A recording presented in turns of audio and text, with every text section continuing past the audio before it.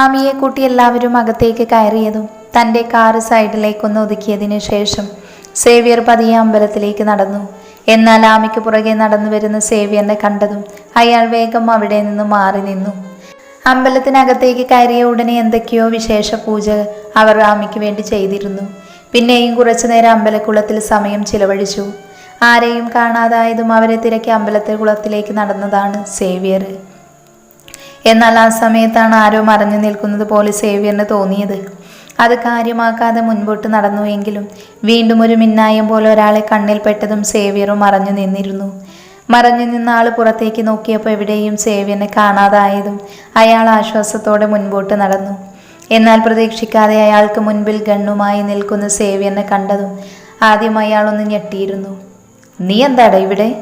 എന്ന് ചോദിക്കുന്നതിനോടൊപ്പം സേവ്യർ അവൻ്റെ കോളറിൽ പിടിച്ചു മുന്നോട്ട് ചേർത്തെങ്കിലും പ്രതീക്ഷിക്കാതെയുള്ള അവൻ്റെ തള്ളലിൽ സേവ്യർ രണ്ടടി അറിയാതെ പുറകോട്ട് വെച്ച് പോയിരുന്നു. "ഡോ" എന്ന് വിളിച്ച് അവൻ പുറകെ പോയെങ്കിലും സേവ്യറിൻ്റെ കണ്ണു വെട്ടിച്ച് അവൻ എങ്ങോട്ടോ ഓടി മറഞ്ഞിരുന്നു. ഛേ! അവനെ കിട്ടാത്തതിൻ്റെ ദേഷ്യം തറയിൽ ചവിട്ടി തീർത്തതിനു ശേഷം അവൻ നേരെ അമ്പലക്കുളത്തിലേക്ക് പോയി. ഇനിയും ഇവിടെ നിൽക്കുന്നത് സേഫല്ല എന്നറിയാവുന്നതുകൊണ്ട് സേവ്യർ എല്ലാവരെയും വിളിച്ച് വീട്ടിലേക്ക് പുറപ്പെട്ടു. എന്നാൽ അവൻ്റെ മുഖത്തുള്ള ടെൻഷനും പരിഭ്രമവും കണ്ട് ചെറിയമ്മ കാര്യം എന്താണെന്ന് തിരക്കിയെങ്കിലും പ്രത്യേകിച്ചൊന്നുമില്ല.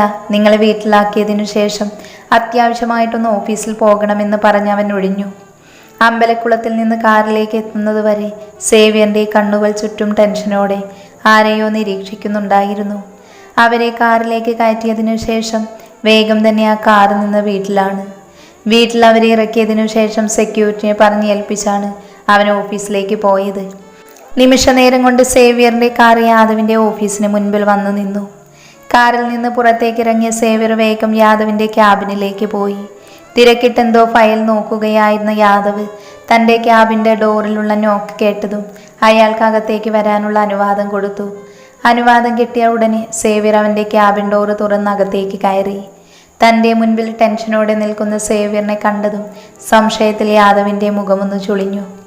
അമ്പലത്തിൽ നിന്ന് ആമി വീട്ടിലെത്തിയതും എല്ലാവരും ഒന്ന് ഭക്ഷണം കഴിച്ചു. ആദ്യമെല്ലാം അവരോടൊപ്പം അടുക്കാൻ ആമിക്ക് കുറച്ച് ബുദ്ധിമുട്ട് തോന്നിയെങ്കിലും പിന്നെ അതെല്ലാം പതിയെ ശരിയായി. ഒരുപാട് വേള അവർ തന്നോട് കാണിക്കുന്ന സ്നേഹത്തിന് താൻ അർഹതയാണോ എന്ന് പോലും അവൾക്ക് തോന്നി തുടങ്ങി. എന്തൊക്കെ പറഞ്ഞാലും തൻ്റെ അച്ഛൻ കാരണം ഈ വീട്ടിലുള്ളവർക്കുണ്ടായത് വലിയ നഷ്ടം തന്നെയാണ്. എന്നിട്ടും അവർ തന്നോടൊപ്പമാണ് നിൽക്കുന്നത്. ഭക്ഷണം കഴിച്ചതിനു ശേഷം ആമിയെ കൂട്ടിലച്ചു വീട്ടിൽ നിന്ന് ചുറ്റി. പിന്നെ പതിയെ പറമ്പിലേക്കും ഇറങ്ങി. അവിടെ കുറച്ച് പഴവർഗ്ഗങ്ങളും പിന്നെ കുറച്ച് പച്ചക്കറികളും കൃഷി ചെയ്യുന്നുണ്ട്. ലച്ചു തന്നെയാണ് ആമിയെ എല്ലായിടവും ചുറ്റി കാണിക്കുന്നത്. കുറച്ചു നേരം കഴിഞ്ഞ ശേഷം ആമിയും ലച്ചുവും അകത്തേക്ക് കയറി. ഉച്ചക്കത്തെ ഭക്ഷണം കഴിച്ചതിന് ശേഷം ഹിമചെറിയമ്മ അവളെ കൂട്ടി ഹോസ്പിറ്റലിലേക്ക് പോയി. കാളിയാർ മഠം ഹോസ്പിറ്റലിൽ ഇപ്പോൾ കേസെല്ലാം സോൾവ് ചെയ്ത് നല്ല രീതിയിലാണ് മുന്നോട്ട് പോകുന്നത്. പോരാത്തതിനിപ്പോൾ സിറ്റിയിലെ ഏറ്റവും നല്ല ഹോസ്പിറ്റലാണ് കാളിയാർ മഠം ഹോസ്പിറ്റൽ. ദീപനാണ് അവിടുത്തെ MD. പോരാത്തതിന് ആളൊരു കാർഡിയോളജിസ്റ്റ് കൂടിയാണ്. നേരത്തെ അവന് വിവരം അറിയിച്ചത് കൊണ്ട് തന്നെ ഹോസ്പിറ്റലിലെ ഏറ്റവും നല്ല ഗൈനക്കോളജിസ്റ്റായ ഡോക്ടർ സാറയുടെ അപ്പോയിൻമെൻറ്റ് കൂടെ ആമിക്ക് വേണ്ടി അവർ എടുത്തിരുന്നു. ആമിയെ കൂട്ടി ചെറിയമ്മ ഡോക്ടറുടെ അടുത്തേക്ക് പോയി. ഹോസ്പിറ്റൽ ഓണറുടെ വൈഫ് എന്നുള്ള ബഹുമാനത്തോടെ തന്നെയാണ് ഡോക്ടർ അവളോട് പെരുമാറിയത്. അത് ആമിക്ക് അസ്വസ്ഥതയുണ്ടാക്കിയെങ്കിലും അവളൊരു പുഞ്ചിരി വരുത്തി തീർത്തിരുന്നു. കാളിയാർ മഠത്തിലെ യാദവാഗ്നയുടെ ഭാര്യ എന്ന പദവിയും അതിൻ്റെ പേരിൽ കിട്ടുന്ന ബഹുമാനവും പരിഗണനയും അവളെ ആകെ അസ്വസ്ഥമാക്കുന്നുണ്ടായിരുന്നു. ഡോക്ടർ നന്നായി ചെക്ക് ചെയ്തതിനു ശേഷം അമ്മയും കുഞ്ഞും ആരോഗ്യത്തോടെ ഇരിക്കുന്നു എന്നും എങ്കിലും ഒന്നും ശ്രദ്ധിക്കണമെന്ന് പറഞ്ഞിരുന്നു. പിന്നെ പോരാത്തതിന് ആമിക്ക് കഴിക്കാൻ മരുന്നുകളും കുറിച്ചു നൽകി. തിരിച്ചു കാളിയാർ മഠത്തിലെത്തുമ്പോൾ അവരെ കാത്തെല്ലാവരും ഹാളിൽ തന്നെ ഉണ്ടായിരുന്നു. വർഷങ്ങൾക്ക് ശേഷം കാളിയാർ മഠത്തിൽ ജനിക്കുന്ന കുഞ്ഞാണ്. പോരാത്തതിന് ഒരിക്കലും നടക്കില്ലെന്ന് കരുതിയ യാദവിൻ്റെ കുഞ്ഞ്. ആ കുഞ്ഞിൻ്റെ വിശേഷങ്ങൾ അറിയാൻ എല്ലാവർക്കും പ്രത്യേക താല്പര്യമാണ്. ആമിയും കുഞ്ഞും ഓക്കെയാണെന്നും അവർക്കിപ്പോൾ ഒരു ആരോഗ്യ പ്രശ്നവുമില്ല എന്നറിഞ്ഞതും എല്ലാവർക്കും സന്തോഷമായി. എന്നാൽ യാദവിൻ്റെ പഴയ ഗോഡൗണിൽ തലകീഴായി കിടന്നാടുകയാണവൻ ജെയ്സൺ. തലകീഴായി കിടക്കുമ്പോൾ അവനിൽ നിന്ന് തൻ്റെ ശരീരത്തിലെ മുറിവിൽ നിന്നുണ്ടാകുന്ന വേദനയിൽ അലറൽ പുറത്തേക്ക് വരുന്നുണ്ട്. അതിനനുസരിച്ച് സേവ്യൻ്റെ കയ്യിലുള്ള ഇരുമ്പ് വടി അവൻ്റെ ദേഹത്തു ശക്തിയിൽ വന്ന് പതിയുന്നുണ്ട്. അവൻ്റെ അലർച്ച അവിടെയെല്ലാം അലയടിച്ചതും അതെല്ലാം ആസ്വദിക്കുന്നത് പോലെ തൻ്റെ ചെയറിലിരുന്ന് അവരെ തന്നെ നിരീക്ഷിക്കുകയാണ് യാദവ്. അവൻ്റെ കണ്ണുകൾ തൻ്റെ കയ്യിലുള്ള ഫോട്ടോയിലേക്ക് പോയി. അമ്പലത്തിൽ വെച്ച് ജെയ്സന്റെ കയ്യിൽ നിന്ന് വീണുപോയ സേവന് കിട്ടിയ ഫോട്ടോ ആണത്. അതിൽ തെളിഞ്ഞു കാണുന്ന ആമിയുടെ ചിത്രത്തിലാണ് അവൻ്റെ കണ്ണുകൾ. പെട്ടെന്ന് ആ ഫോട്ടോ താഴെ വെച്ച് യാദവ് എഴുന്നേറ്റ് അവൻ്റെ അടുത്തേക്ക് നടന്നു. തൻ്റെ നേരെ നടന്നു വരുന്ന യാദവിനെ കണ്ടതും ജെയ്സൺ ഭയം കൊണ്ട് വിറയ്ക്കാൻ തുടങ്ങി. യാദവിനെ കണ്ടതും ഇരുമ്പിൻ്റെ വടി അവനിൽ നിന്നും മാറ്റിക്കൊണ്ട് സേവ്യർ രണ്ടടി പുറകോട്ട് നിന്നു. തൂങ്ങിക്കിടക്കുന്ന ജെയ്സന്റെ കവളിൽ കുത്തിപ്പിടിച്ച് യാദവ് അവനോട് ഗൗരവത്തിൽ എന്നാൽ ഉറച്ച ശബ്ദത്തിൽ ചോദിച്ചു, ആര് പറഞ്ഞിട്ടാ? ഒരു വേള അവൻ്റെ ചോദ്യം കേട്ടതും ജെയ്സൺ വീണ്ടും വിറയ്ക്കാൻ തുടങ്ങി. അവൻ്റെ മുഖത്ത് നിന്നൊഴുകുന്ന രക്തത്തോടൊപ്പം വിയർപ്പ് തുള്ളികൾ കൂടെ പൊടിയാൻ തുടങ്ങി. അത് പറയാൻ വീണ്ടും യാദവ് അലറിയതും ഭയത്തിൽ ജെയ്സൺ സംസാരിച്ചു തുടങ്ങി. വീരേന്ദ്ര ഗൗഡ, അദ്ദേഹം പറഞ്ഞിട്ടാ ഞാൻ സാറിൻ്റെ വൈഫിനെ ഫോളോ ചെയ്തത്. സംസാരിക്കുമ്പോൾ യാദവിനോടുള്ള ഭയം കൊണ്ട് ജെയ്സന്റെ തൊണ്ടയിടറുന്നുണ്ടായിരുന്നു. യാദവ് ദേഷ്യത്തോടെ ജെയ്സനെ നോക്കി. ദേഷ്യം കൊണ്ട് വലിഞ്ഞു മുറുകി അവൻ്റെ മുഖവും ചുവന്ന കണ്ണുകളും കാണി ജെയ്സൺ ഭയം കൊണ്ട് വിറച്ചു. എന്നാൽ അവനെ ഒന്ന് നോക്കിക്കൊണ്ട് യാദവ് അവൻ്റെ കവളിൽ പിടിച്ചുകൊണ്ട് പറഞ്ഞു, എന്നെ മറികടന്ന് ഒരുത്തനും അവളുടെ രോമത്തിൽ പോലും തൊടില്ല. ആ വാക്കുകൾ പറയുമ്പോൾ അവൻ്റെ മുഖം ദേഷ്യം കൊണ്ട് ചുവന്നു മുറുകി. ആമിയെ ഒരുത്തനും തൊടാൻ താൻ അനുവദിക്കില്ല എന്ന് അവൻ മനസ്സുകൊണ്ട് ഉറപ്പിച്ചിരുന്നു. സേവ്യറിവിനുള്ള ശിക്ഷ എന്താണോ അത് പലിശയടക്കം കൊടുത്തിരിക്കണം. പറയുന്നതിനോടൊപ്പം സേവ്യറിനെ ഒന്ന് നോക്കിക്കൊണ്ട് യാദവ് ദേഷ്യത്തോടെ ഗോഡൌണിൽ നിന്ന് പുറത്തേക്ക് പോയി. അന്നത്തെ വൈകുന്നേരം ആമിയാണ് കാളിയാർ മഠത്തിൽ സദ്യയ്ക്ക് വിളക്കി വെച്ചത്. കണ്ണുകൾ അടച്ച് പ്രാർത്ഥിക്കുമ്പോൾ മനസ്സ് നിറയെ കാളിയാർ മഠത്തോട് കടപ്പാടായിരുന്നു. കാരണം അത്രത്തോളം സ്നേഹവും പരിഗണനയും അവൾക്ക് ആ കുടുംബം നൽകുന്നുണ്ടായിരുന്നു. കണ്ണുകൾ അടച്ച് പ്രാർത്ഥിക്കുന്ന ആമിയെ തന്നെ നോക്കിക്കൊണ്ട് അവൾക്കടുത്ത് മുത്തശ്ശിയും ലച്ചുവുമുണ്ട്. മുത്തശ്ശി അവളെ തന്നെ നോക്കി നിൽക്കുവാണ്. അവരുടെ മനസ്സ് നിറയെ ഒരിക്കലും നടക്കാൻ സാധ്യതയില്ലാത്തൊരു സ്വപ്നവും. പരസ്പരം പ്രണയിച്ച് തൻ്റെ കുഞ്ഞിനോടൊപ്പം ജീവിക്കുന്ന ആമിയും യാദവും. ചെറിയമ്മമാരെല്ലാം അടുക്കളയിൽ എന്തോ തിരക്കിട്ട ജോലിയിലാണ്. സന്ധ്യയ്ക്ക് വിളക്ക് വെച്ച് പ്രാർത്ഥിക്കുന്ന ആമിയെ കണ്ടുകൊണ്ടാണ് ചെറിയച്ഛന്മാർ വീട്ടിലേക്ക് വന്നത്. പ്രായമായതുകൊണ്ട് തന്നെ അവർ നേരത്തെ ഓഫീസിൽ നിന്നിറങ്ങും. പിന്നെ മറ്റുള്ളവർ വരുമ്പോൾ ഒരു 9 മണി 10 മണിയെല്ലാം കഴിയും.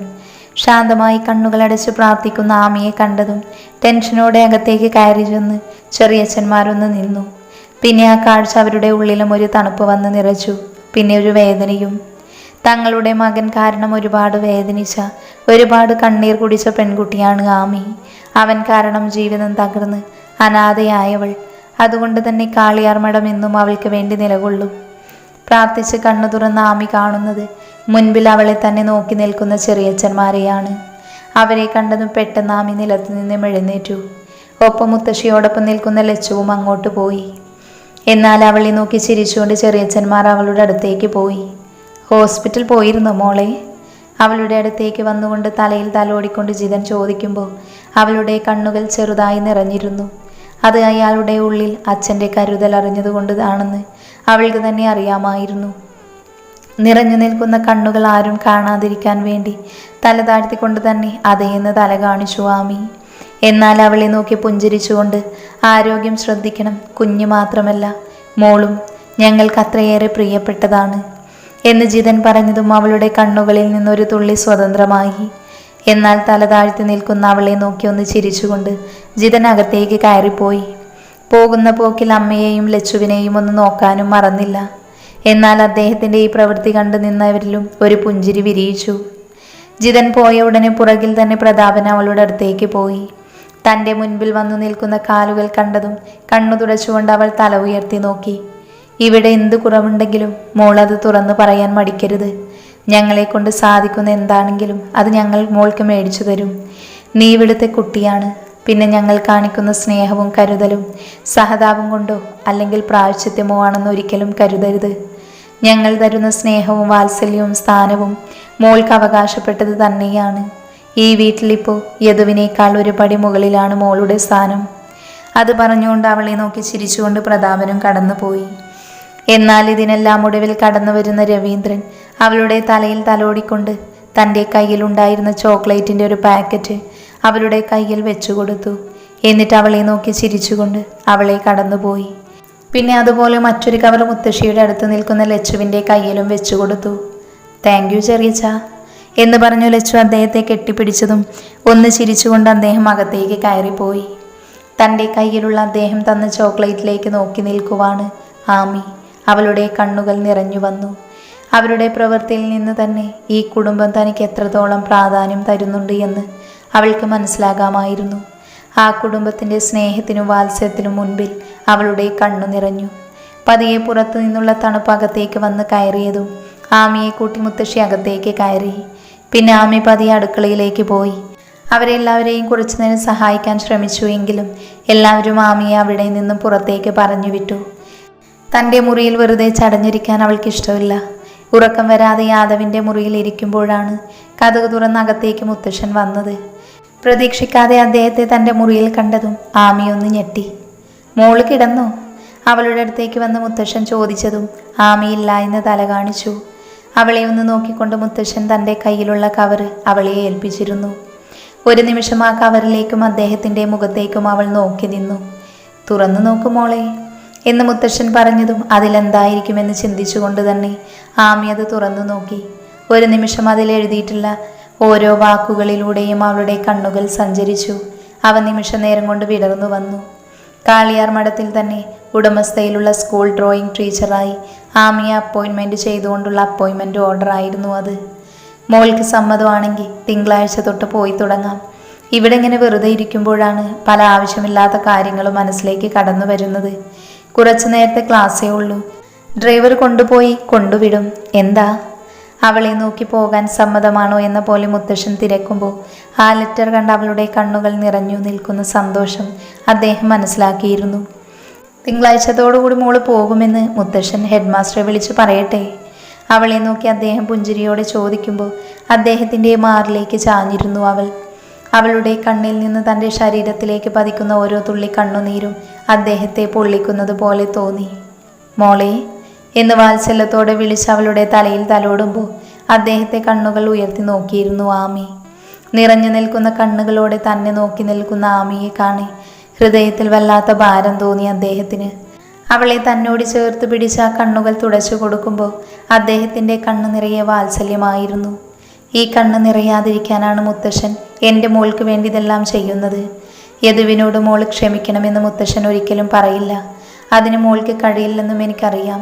പക്ഷേ മോള് തൻ്റെ അടുത്തോടെ ജീവിച്ച് കാണിച്ചു കൊടുക്കണം.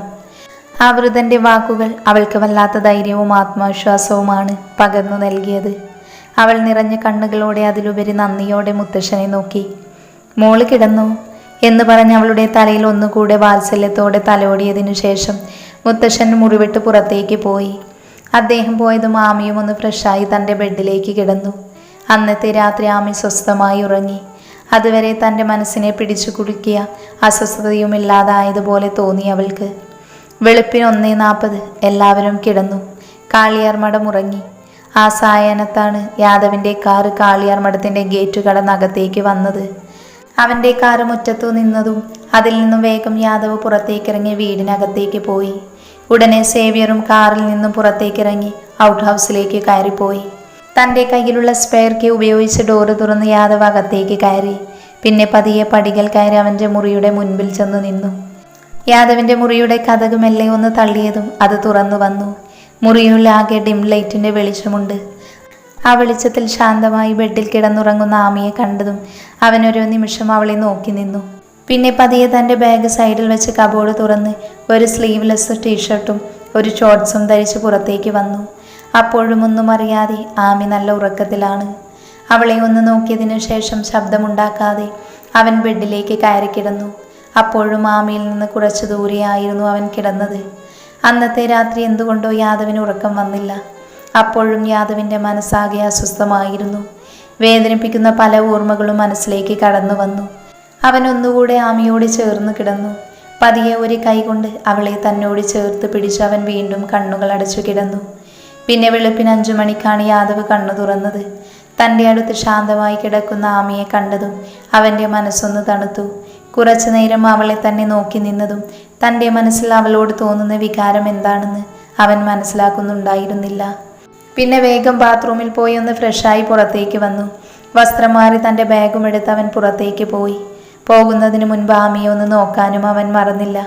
പിന്നെ വേഗം തൻ്റെ ബാഗുമായി വീടിന് പുറത്തേക്ക് പോയി.